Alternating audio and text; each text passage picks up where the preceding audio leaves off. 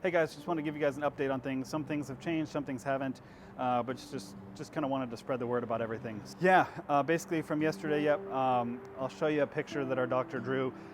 Basically, yes, they did end up taking her whole, Nora's whole colon and a bit of her small intestine. And they basically just left it closed in her stomach and put a wound vac on it just to watch it, and so they could open it back up tomorrow or Friday morning to see the progress. Initially, they basically had a very dreary outlook about it, and I think that was them just trying to give us the worst possible outcome, you know, so we're thankful for whatever comes, I guess. But in talking to the surgeons today, it seems like they are optimistic that the majority of the small intestine, which they said, as you can see, 85% of it is still in there, seems like it will be good. The surgeon said there's a small spot on her small intestine that may be good or maybe have an issue, and so he'll reevaluate in the morning. They said basically they're going to try and get us in at the first appointment or the first surgery, actually in the OR this time, not bedside, around 7:30 tomorrow morning, Friday. So if you're thinking about it, pray for her tomorrow morning. So we're looking at basically 3 outcomes here from the surgery. Outcome A, which is the best outcome, would be that they're able to save all of the small intestine that's still in there, and then they're going to basically connect it to the outside and so that she can get an ostomy bag temporarily. And she'll probably have that for about 6 weeks, and eventually she'll be able to reestablish normal milk feeding and go from there. And in about 6 weeks, they will reconnect it to her rectum, which is still in place.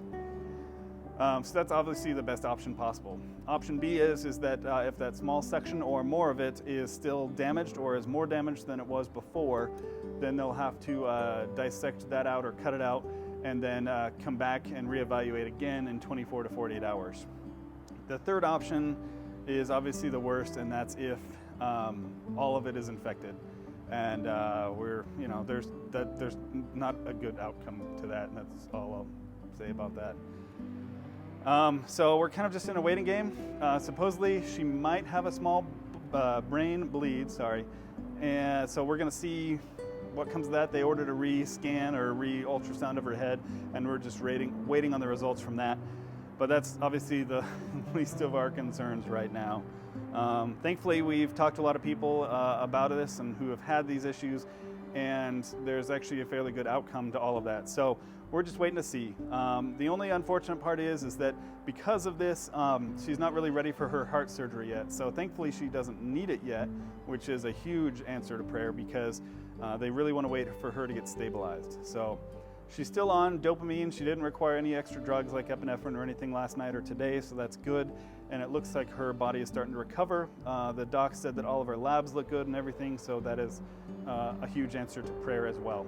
So we're just waiting to see. That's kind of where we're at. We're just hanging out by the bedside and just watching her. She's still intubated and mostly sedated, but we'll give you an update tomorrow and probably talk to you guys on a live stream or something as we hear the results from the surgery. So thank you guys for all of your prayers.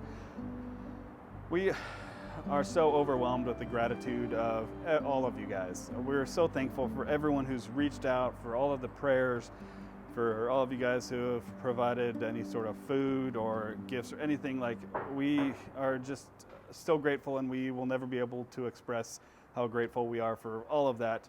You guys didn't have to do any of that, so we're so thankful, and we just wanted to say thank you for everything. So we will keep you updated, and we'll talk to you guys soon. Thanks.